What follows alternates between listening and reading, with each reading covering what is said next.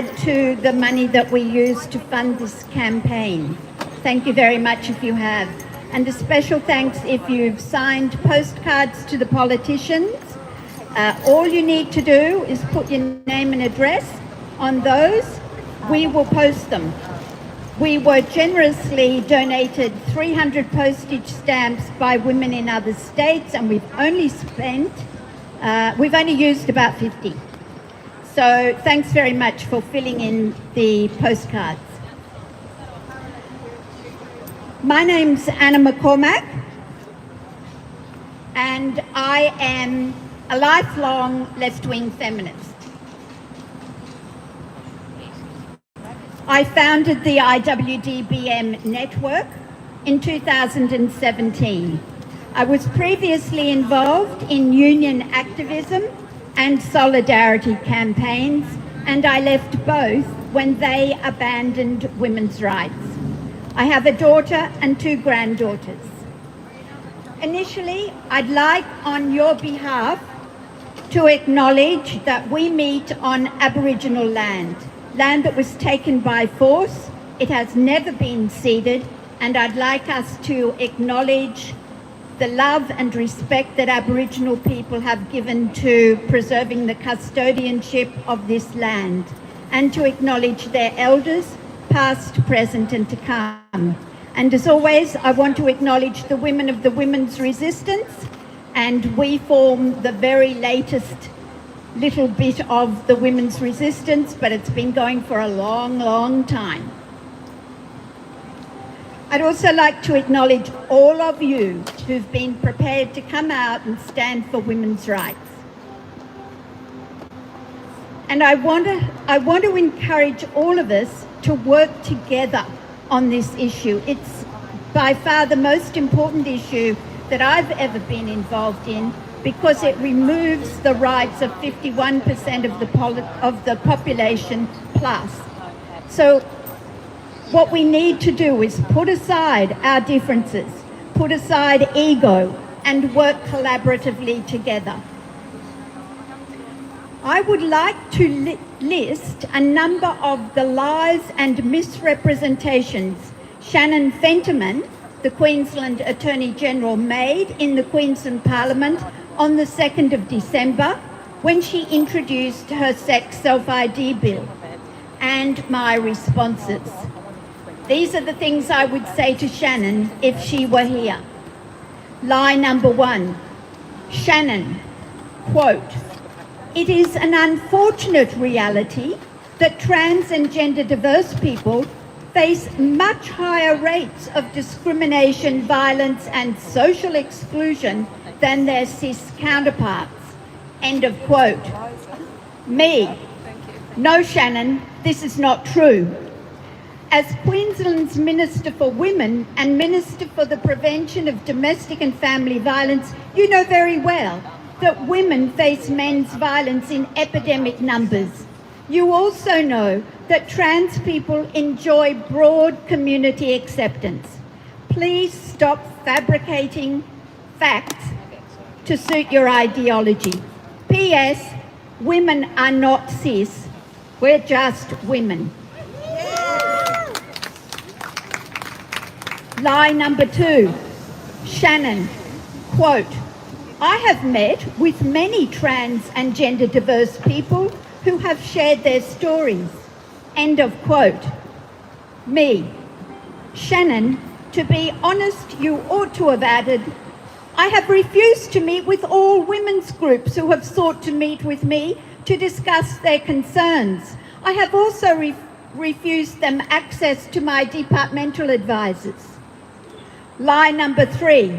Shannon, quote, "Most of us take for granted that our birth certificate accurately reflects our lived identity." End of quote. Me. No, Shannon. We take for granted that our birth certificate is a legal record of our birth sex. You, Shannon, as Queensland's #1 legal officer, know that. You are enabling the legal falsification of birth certificates. Lie number 4, Shannon, quote, "We also know that some groups will try to cloak their transphobia in the guise of women's safety, making claims about trans women accessing women's spaces, including change rooms or even domestic violence shelters." End of quote. Me, Shannon, women who express concern about men accessing women's spaces such as change rooms, DV shelters, the women's estate in prison, etc., are not transphobic. We're expressing valid, evidence-based concern about women's and girls' safety, privacy, dignity, rights. The state of Victoria has sex self-identification already. A Victorian woman has already been sexually assaulted by a trans-identified man in a Victorian women's prison. Does that woman count for nothing? Apparently not. Lie number 5, Shannon, quote, "I want to be clear. There is no evidence domestically or internationally to support these outrageous claims." End of quote. Me, this is demonstrably untrue. And Shannon Fentman, you are fully aware of the truckloads of evidence that shows sex self-ID harms women and children. If you had agreed to women's requests to discuss our concerns, Shannon, we would have presented you with the evidence, domestically and internationally. As it is, we have sent it to you via email, those of us you haven't yet blocked. Many of us will present the evidence again when we send in our submissions to your parliamentary committee review. Please read the evidence and then tell us why an outdated ideology must trump women's and girls' rights and safety. In Victoria, women are self-excluding from rape survivor support groups because autogynephiliac men are now participating in them. Even the Scottish First Minister you so admire, Nicola Sturgeon, admitted sex self-ID would impact women's safety. Then she went ahead and introduced sex self-ID anyhow. As the Minister for Women, Shannon Fentman, you ought to understand our concerns, share them, and be leading the fight back against sex self-ID in Queensland, not putting women, girls, lesbians, children and gay men at further risk. They are Shannon's lies. If you don't believe me, check Hansard, the parliamentary record for 2nd of December last year. 3 important points to note before I introduce our speakers. We need to all get our submissions into the Legal Affairs Committee by 12 noon this coming Wednesday. The submissions don't need to be long. They don't need to have any references. They don't need to be academic in language. Just get them in. Speak from the heart. 2, second point.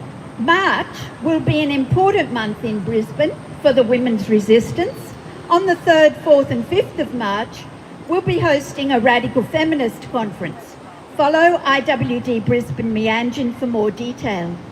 A bit later in March, Kelly J. Keane from the UK will speak in Brisbane as part of her Australian tour. Further detail to come on the IWDBM Facebook page. And finally, I'm very happy to tell you IWD Brisbane Meanjin finally has a website. It now joins our Facebook page, our Twitter account and our YouTube channel, all managed by different women, all representing Brisbane feminism. I want to acknowledge Leah Whiston's work in building the website. Thank you, Leah. And thanks too to the other women who work on our social media. To Phoebe, Sue and Leah, who manage the Twitter account. Thank you. Kellyanne, who looks after the YouTube channel. Thank you. And I look after the Facebook page. Thank you all. I'll introduce now Sal Grover. Sal will speak on the need for female-only spaces. Sal, as some of you will be aware, is the founder and CEO of Giggle, a social network and social media platform for women and girls. Prior to Giggle, Sal pursued her dream of screenwriting in Hollywood, but retired after almost 10 years due to sexual harassment and sexual assault. Sal has a daughter. Thank you, Sal. Woo!